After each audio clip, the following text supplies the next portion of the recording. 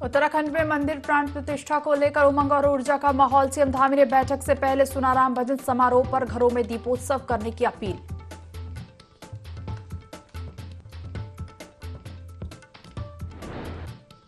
धामी सरकार बुलाएगी उत्तराखंड विधानसभा का विशेष सत्र। यूसीसी और आंदोलनकारियों को सरकारी नौकरी में आरक्षण विधेयक किए जाएंगे पेश। विशेष सत्र की सीएम धामी ने की पुष्टि।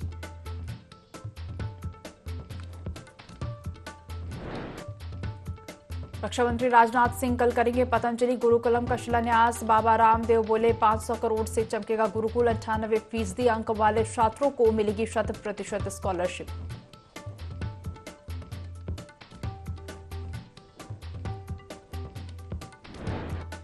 कड़ाके की ठंड से कांपा पूरा उत्तर भारत। हरिद्वार और उधम सिंह नगर में आज घने कोहरे का अलर्ट। सुबह शाम पड़ेगी सूखी ठंड।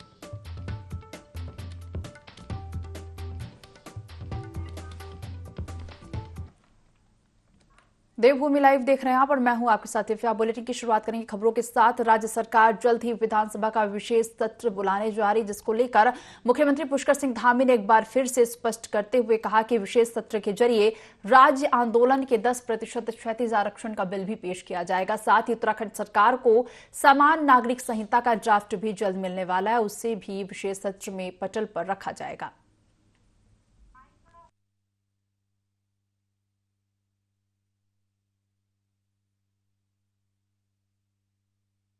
क्योंकि कुछ महत्वपूर्ण मुद्दों पर हमें विशेष सेशन भी बुलाना है। आंदोलनकारियों का भी मुद्दा है, उस पर भी हमारी प्रवर समिति ने काम कर लिया है। जल्दी सेशन बुलाकर उसको भी हम पारित। खबर चंपावत से है। आगामी लोकसभा निर्वाचनों को समावेशी, सुगम और सहभागी बनाने के लिए भारत निर्वाचन आयोग ने दिव्यांग मतदाताओं के लिए विशेष अभियान के अंतर्गत डीएम चंपावत नवनीत पांडे के निर्देश पर विश्व ब्रेल दिवस के अवसर पर जनपद चंपावत में दृष्टिबाधित दिव्यांग मतदाताओं को ब्रेल लिपि के माध्यम से अपने मताधिकार का प्रयोग कैसे करें का अभ्यास ईवीएम के जरिए कराया गया। नोडल अधिकारी स्वीप जीवन ने बताया कि जनपद चंपावत के प्रत्येक तहसील मुख्यालय के साथ ही दूरस्थ क्षेत्रों में ईवीएम प्रदर्शन के लिए कई टीमों के मास्टर ट्रेनर्स ने विशेष अभियान संचालित किया है।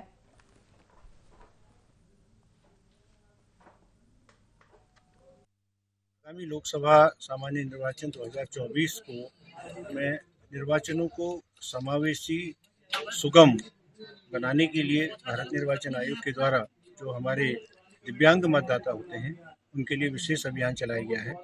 और आज विशेष दिन है, आज वर्ल्ड ब्रेल डे है।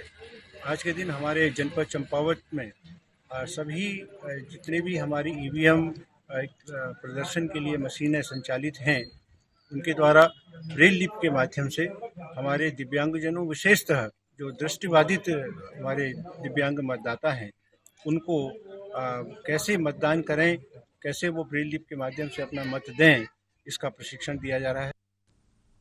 उत्तराखंड परिवहन निगम के लोहाघाट डिपो में चालक वाहन चलाना छोड़ क्लर्क का काम कर रहे हैं। लोहाघाट डिपो के वर्कशॉप कार्यालय में क्लर्क न होने से निगम प्रबंधक चालकों से जबरदस्ती क्लर्क का काम ले रहे हैं और इसी वजह से काम में काफी गलतियां होने से कई दिक्कतों का सामना भी करना पड़ रहा है। रोडवेज एम्प्लॉयज यूनियन अध्यक्ष जगदीश जोशी ने कहा कि निगम प्रबंधन ने डिपो को क्लर्क तो नहीं दिए हैं, उल्टा चालकों से क्लर्क की ड्यूटी करवाई जा रही, जबकि डिपो में चालकों की काफी कमी है।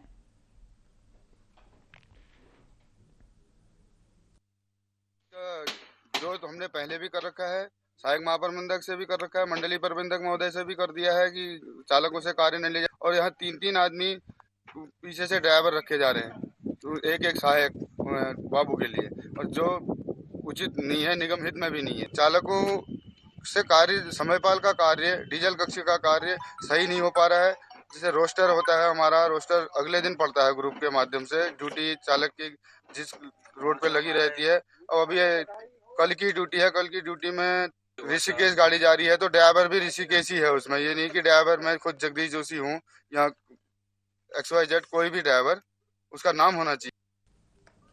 उत्तराखंड परिवहन निगम का सबसे पुराना डिपो लोहाघाट बदहाली के दौर से गुजर रहा है। दरअसल लोहाघाट डिपो में कई बसों में स्पेयर पार्ट्स की कमी है। परिवहन निगम के मैकेनिक किसी तरह जुगाड़ कर बसों को सड़कों में चलने लायक बना रहे हैं, जो कि यात्रियों की जान के साथ खिलवाड़ है। वर्कशॉप के फोरमैन प्रकाश बोठियाल ने बताया कि निगम स्पेयर पार्ट्स काफी कम संख्या में दे रहा है। जो पार्ट्स दिए जा रहे हैं उनकी गुणवत्ता काफी निम्न स्तर की रहती है, जो कि बदलने के कुछ दिनों बाद ही खराब हो जाते हैं। लोगों ने भरपूर मात्रा में उच्च गुणवत्ता के स्पेयर पार्ट्स देने और पार्ट्स की गुणवत्ता की जांच की मांग की है।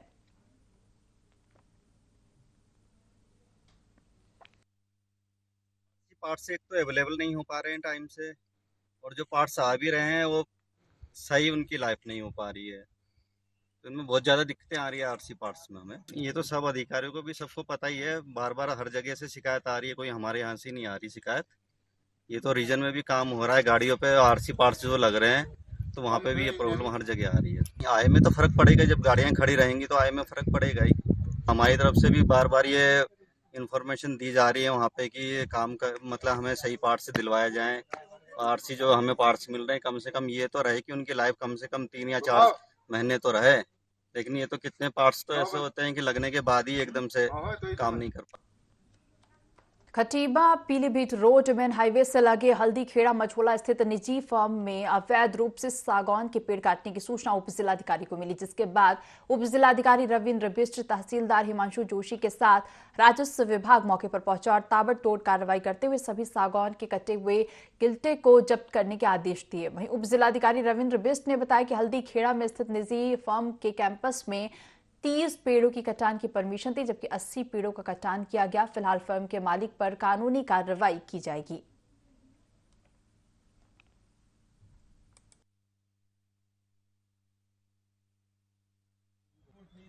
शिकायत प्राप्त होती कि यहाँ पर अवैध रूप से कुछ सागवान के मतलब अधिक मात्रा में सागवान के पेड़ काट दिए गए हैं, जिनकी परमिशन कम है लेकिन काट ज़्यादा दिया उन्होंने, जिस मात्रा में उनकी परमिशन थी। तो लिहाजा हम यहाँ पर तहसीलदार साहब और हमारे राजस्व विभाग के पटवारी लोग सब यहाँ आए हुए हैं। यहाँ पर हमने जांच किए तो पाया गया कि जितनी इनके पास परमिशन थी वन विभाग से और जो हमारे द्वारा भी परमिशन दी गई थी, उससे कहीं अधिक मात्रा में इनके द्वारा अवैध सागवान पेड़ का कटान किया। उनको हम जब्त कर रहे हैं और अभी हम तहसील में ले जाएंगे फिर उसको नीलामी की तक उसकी बिक्री की।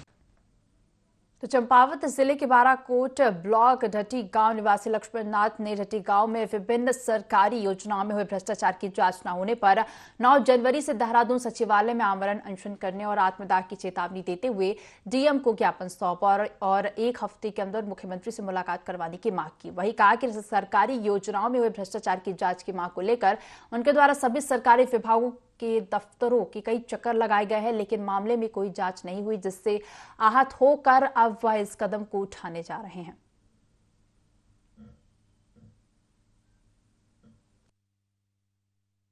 मैंने सभी प्रशासन अधिकारियों को शिकायत पत्र दे चुका हूं।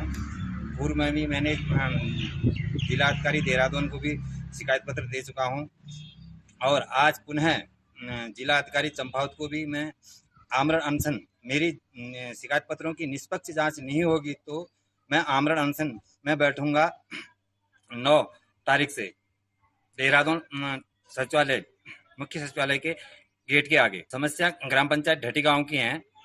वैसे तो सारे ग्राम पंचायतों में ऐसा ही हो रहा है। ग्राम पंचायत ढटी गांव का ऐसा शोषण कर रखा है कि हम कह नहीं सकते हैं। किसी तरह से गरीबों की कोई लाभ नहीं दिया जाता है, कोई सहायता नहीं की जाती है।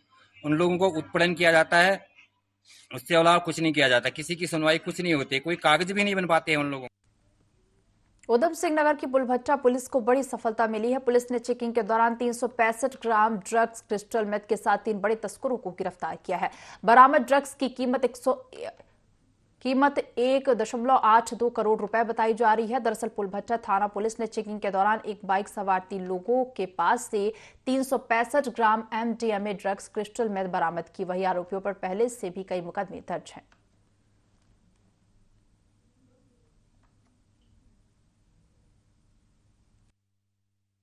बेहतरीन कार्रवाई करते हुए बहुत बेहतरीन सफलता हासिल किया गया है। MDMA बोलते हैं क्रिस्टल मेथ, ये high and sophisticated and high and rave party drug है। 365 ग्राम MDMA पकड़ा गया है, जिसका 1 ग्राम 50,000 रुपए में बिकता है।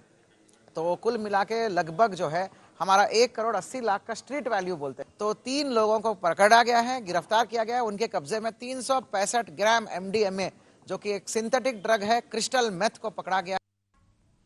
तो अयोध्या में रामलला के प्राण प्रतिष्ठा कार्यक्रम को लेकर उत्तराखंड में तैयारियां तेज हैं और सीएम पुष्कर सिंह धामी ने कहा कि उत्तरायणी पर्व पर होने वाले कार्यक्रम इस बार अयोध्या की थीम पर होंगे। सीएम ने कहा कि 22 जनवरी को अयोध्या में प्राण प्रतिष्ठा कार्यक्रम है और इसे लेकर देश में उत्साह है। उत्तराखंड में इस आयोजन को लेकर विशेष उमंग का माहौल है। उन्होंने लोगों से अपील की है कि इस दिन दीपोत्सव मनाएं। सीएम ने लोगों से कलश यात्रा निकालने, राम कथा आयोजित करने और प्रमुख नदियों के घाटों की साफ सफाई का अभियान चलाने का आह्वान भी किया है।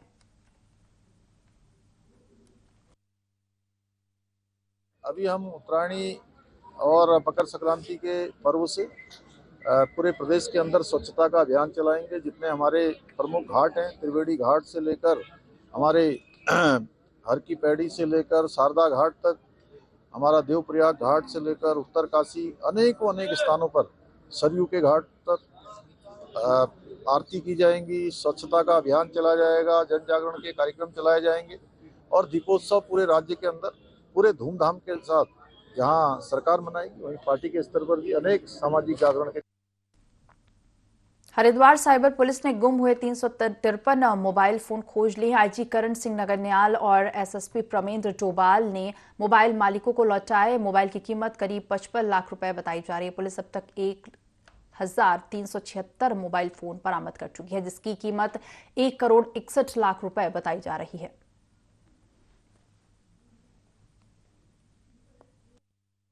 फोन ना पिछले साल खोया था 23 जनवरी को, तो मैंने कंप्लेन की थी जगदीशपुर थाने पे। तो ये ना मेरे को बहुत दुख हुआ जब ये खो गया, फिर ये मिला, आज मिला है तो बहुत खुश हूँ मैं। ये गिफ्ट है सर, ये मुझे मेरे पापा ने दिलाया था, तो ये गिर गया था, मुझे उम्मीद ही नहीं थी कि ये मिलेगा। उनका बहुत बहुत बड़ा धन्यवाद करना चाहूँगी, उन्होंने ये फ़ोन मुझे दिलाया। थैंक यू सभी पुलिस वाले भाइयों का। सर का मेरे पास फ़ोन आया, मैंने थोड़ा गलत लिख दिया था कि पुलिस अपने अपनों का ढूंढती है, हमारा नहीं ढूंढती। तो सर ने मुझे कॉल करके बताया, मुझे नंबर भी दिया और मेरी कंप्लेन करी और आज मुझे 2 बार फ़ोन करके पुलिस ने इन्होंने बुलाया यहाँ पे। मैं इनका बहुत आभारी हूँ। बहुत अच्छा काम कर रही है हरिद्वार पुलिस। मैं देखता हूँ, न्यूज़ इनका फॉलो करता हूँ, बहुत अच्छा काम कर रही है, मुझे बहुत बहुत खुशी है। नरेश कुमार, आज मुझे फ़ोन मिला, मुझे बहुत खुशी हो रही है। ये मेरा फ़ोन ड्यूटी से आते टाइम जोलापुर से कोतवाली के बीच में गिर गया था। आज मेरे को 6 महीने बाद हरिद्वार पुलिस और कर्मशैली की कर्मठ कार्यशैली के कारण आज मैं दोबारा हरिद्वार पुलिस और क्राइम सेल को धन्यवाद करता हूँ। मैं ट्यूशन से जब घर आ रहा था तो मेरा फ़ोन रास्ते में गिर गया था, तो सारे पुलिस डिपार्टमेंट को थैंक यू, आपने इतनी मेहनत करके मेरा फ़ोन ढूंढा, थैंक यू। हरिद्वार पुलिस के द्वारा, साइबर टीम के द्वारा ये रिकवरी की गई है और साथ ही पुलिस थानों के द्वारा भी रिकवरी की गई है। इसमें आज टोटल 315 मोबाइल फ़ोन जो लगभग 55 लाख की कीमत का है, वो अभी बंटवारा किया गया है। देख रहे हैं बहुत सबके चेहरे पर प्रसन्नता है और इस तरह से 1310 पूरे अभी तक में मोबाइल बरामद करके लोगों को बांटा जा चुका है, जो जिसकी कीमत टोटल जो 2 करोड़ के आसपास है। तो ये हरिद्वार पुलिस को मैं बधाई देता हूँ कि इतना अच्छा काम। 22 जनवरी को अयोध्या में होने वाले राम मंदिर के प्राण प्रतिष्ठा कार्यक्रम को लेकर जहां केंद्र सरकार के साथ ही राज्य सरकार तैयारियों में जुटी है, तो वहीं प्रदेश के मुख्यमंत्री पुष्कर सिंह धामी ने देहरादून में सचिवालय में बैठक से पहले राम आएंगे भजन को सुना। बता दें कि पीएम मोदी ने सोशल मीडिया पर सीएम धामी को यह भजन शेयर किया है, तो वहीं सीएम धामी ने प्रधानमंत्री नरेंद्र मोदी के भजन से शासकीय कार्यों की शुरुआत की है।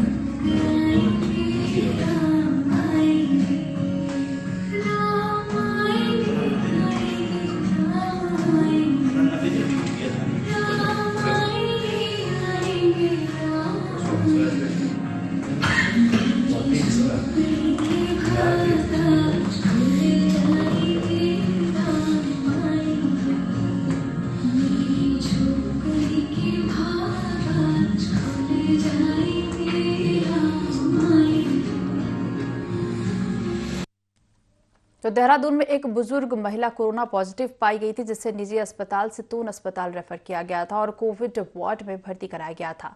अब महिला की जांच रिपोर्ट नेगेटिव आने के बाद बुजुर्ग महिला को अस्पताल से डिस्चार्ज कर दिया जाएगा। अस्पताल के एमएस डॉक्टर अनुराग अग्रवाल के मुताबिक महिला स्वस्थ है और उनको जल्द अस्पताल से डिस्चार्ज किया जाएगा। साथ ही कहा कि वर्तमान में अस्पताल में अब तक कोई कोरोना पॉजिटिव मरीज नहीं पाया गया। कोरोना के लक्षण वाले संदिग्ध मरीजों की जांच भी की जा रही है।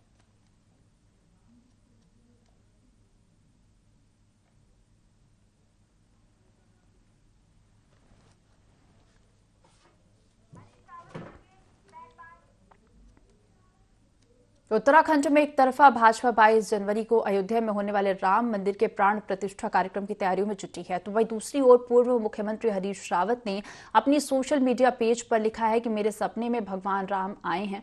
उनको 22 जनवरी को अयोध्या में आने का निमंत्रण देने के लिए उनकी इस पोस्ट को लेकर भाजपा प्रदेश अध्यक्ष महेंद्र भट्ट ने तंज कसते हुए कहा कि हरीश रावत की सभा में अब जनता नहीं आती है, इसलिए वे पोस्टों के माध्यम से अपनी बात रखने का काम करते हैं। उन्होंने कहा कि अगर भगवान राम उनके सपने में आ रहे हैं तो उनके ऊपर बड़ी कृपा है। उनके सपने में राम आ रहे हैं और हमारे दिलों में राम हैं।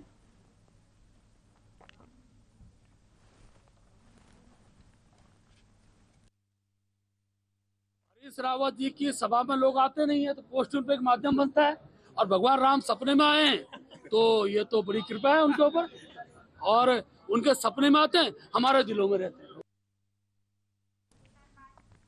स्वास्थ्य मंत्री डॉक्टर धन सिंह रावत कई प्रदेशों का दौरा कर उत्तराखंड लौटे हैं। स्वास्थ्य मंत्री डॉक्टर धन सिंह रावत ने कहा कि भ्रमण के दौरान मैंने तमाम प्रदेशों में जाकर स्वास्थ्य सेवाओं का अध्ययन किया है और अध्ययन के दौरान जो बेहतर सेवाएं जनता को मुहैया कराई जा रही हैं वहीं हम अपने प्रदेश में भी लागू करेंगे।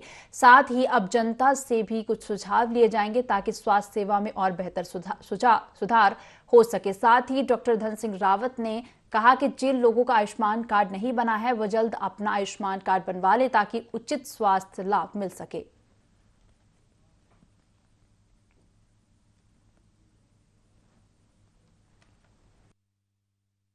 कई राज्यों का अध्ययन कर रहे हैं और अध्ययन करने के बाद ही हमें करेंगे कि वहाँ की जो बेस्ट प्रैक्टिस है उनको अपने राज्य में लागू करेंगे, और हमारे राज्य में बहुत अच्छे जो काम हो रहे हैं वो भी मैं उन राज्यों में जो है एक प्रेजेंटेशन के माध्यम से मैंने कहा कि हमारे राज्य में ये अच्छा काम हो रहा है। तो कुल मिला के स्वास्थ्य के क्षेत्र में हम अब पब्लिक डोमेन से भी सुझाव लेने जा रहे हैं कि हमको और अच्छा क्या क्या करना है। जिस भी व्यक्ति का आयुष्मान कार्ड नहीं बना है वो अपना आयुष्मान कार्ड तो पिथौरागढ़ में पुलिस ने नगर में छेड़खानी, चोरी और यातायात व्यवस्था को दुरुस्त करने के लिए पुलिस कंट्रोल रूम को मॉडर्नाइज किया है। विभाग ने 30 लाख की लागत से नगर के 24 मुख्य स्थानों पर 36 सीसीटीवी कैमरे लगाए। डीएम रीना जोशी ने पुलिस कंट्रोल रूम का शुभारंभ किया और एसपी लोकेश्वर सिंह ने बताया कि करीब 36 कैमरों की निगरानी मॉडर्न पुलिस कंट्रोल रूम के माध्यम से की जाएगी। नगर क्षेत्रांतर्गत तो होने वाली आपराधिक संदिग्ध गतिविधियों, पार्किंग, भीड़भाड़ और मुख्य स्थानों पर 24 घंटे निगरानी रखी जाएगी। इससे पुलिस प्रक्रिया और अधिक प्रभावी होगी। मॉडर्न कंट्रोल रूम में नगर क्षेत्र के समस्त सीसीटीवी कैमरों, पोलनेट, डायल 112 HF केंद्र का कंट्रोल रहेगा।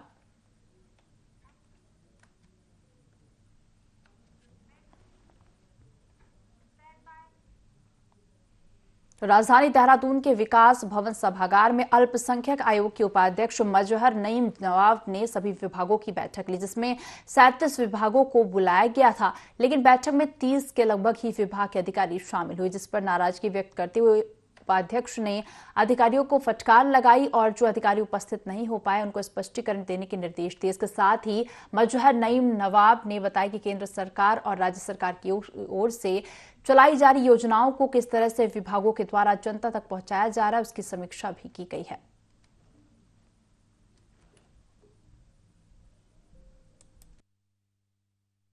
उपस्थित हुए हैं, जो विभाग उपस्थित नहीं हुए हैं उनसे स्पष्टीकरण हम लेंगे। दूसरी चीज ये, पहली देहरादून में हमने ये समीक्षा बैठक अल्पसंख्यक कल्याण योजनाओं की और संबंधित योजनाओं की, जो भी योजनाएं हैं उत्तराखंड सरकार की, भारत सरकार की, उन योजनाओं का निस्तारण किस तरीके से हो रहा है और जो योजनाएं हैं वो लाभार्थियों तक किस तरीके से पहुंच रही हैं, इस पर हम आज चर्चा कर रहे हैं, देख रहे हैं, और जो हमें कमियां मिलेंगी उसको जल्द पूरा करने का हम निर्देश पारित करेंगे। और जहां जहां लाभार्थी जिस योजना का कम है उसका लक्ष्य बढ़ाने के लिए हम काम करेंगे। और जो सरकार की मंशा है कि गरीब कल्याणकारी योजनाओं पर जोर देना, आम गरीब व्यक्ति किस तरीके से उसको रोजगार मिले, किस तरीके से उसकी सरकार योजनाओं का लाभ उस तक पहुंचाए, इस पर हमने बैठक की है।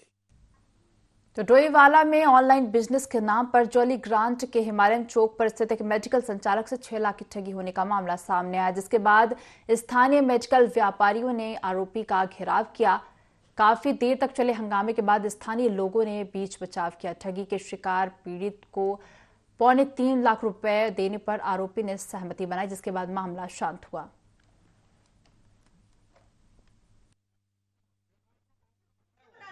सामने हमारे गुप्ता जी है, हेलो गुप्ता जी, उन्होंने मुझे लालच दिया कि ये एक कंपनी है नेटवर्क मार्केटिंग की और 4 साल के बाद आपको 10.5 लाख रुपये हफ्ता कमाएगी ये कंपनी। तो मैं इस लालच में आ गया और उन्होंने इनको पूछा था कि ये जोड़ने वाला बिजनेस तो नहीं है, तो इन्होंने मना किया कि ये जोड़ने वाला बिजनेस नहीं है, इसमें आपको सिस्टम को फॉलो करना होता है। तो इन्होंने पहले अपनी कंपनी का नाम भी नहीं बताया। ये बोलते हैं हम नेटवर्क ऑनलाइन बिजनेस के क्यूनेट नहीं बताते, डायरेक्ट क्यूनेट का नाम नहीं लेते हैं, ये इंटरनेशनल बिजनेस प्रोजेक्ट बोलते हैं। पहले अपने आप को ये छिपाते हैं अपना नाम। ठगी का मामला था, 6,05,000 रुपये का सेटलमेंट था जो टोटल मामला था, लेकिन ये अभी सेटलमेंट जो हुआ है ये 3.25 लाख रुपये। इसमें एक प्रतिष्ठित संघ के अधिकारी ये इन्वॉल्व थे। तो खबर देहरादून से है। फरवरी महीने से शुरू होने वाले सीबीएसई बोर्ड परीक्षाओं को लेकर सीबीएसई बोर्ड ने फोन के जरिए छात्रों की काउंसलिंग शुरू कर दी है। बता दें कि सिर्फ छात्र ही नहीं बल्कि उनके अभिभावक भी सीबीएसई के जारी किए गए टोल फ्री नंबर पर फोन कर काउंसलिंग कर सकते हैं। इस बात को लेकर देहरादून से सीबीएसई बोर्ड के संयुक्त सचिव डॉक्टर रणवीर सिंह ने कहा कि हर क्षेत्रीय शाखा को निर्देश है कि जहां भी छात्रों को पढ़ाई से संबंधित कोई कठिनाई हो उस पर काम किया जाए।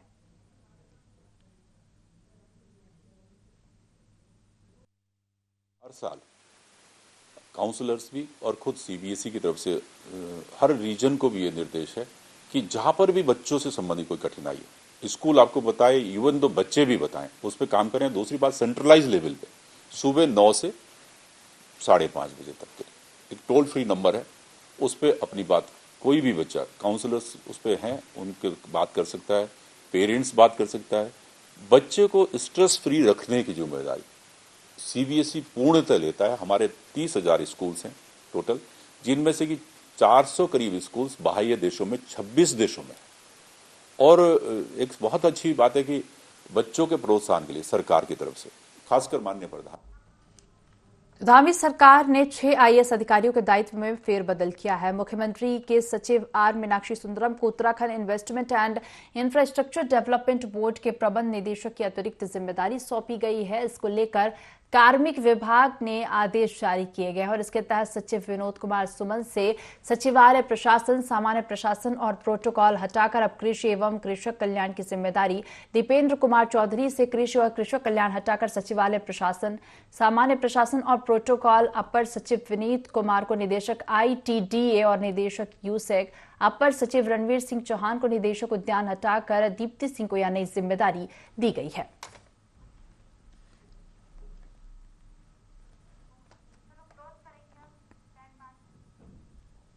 तो इस बुलेटिन में फिलहाल इतना ही। आप बने रहिए IND 24 के साथ। नमस्कार।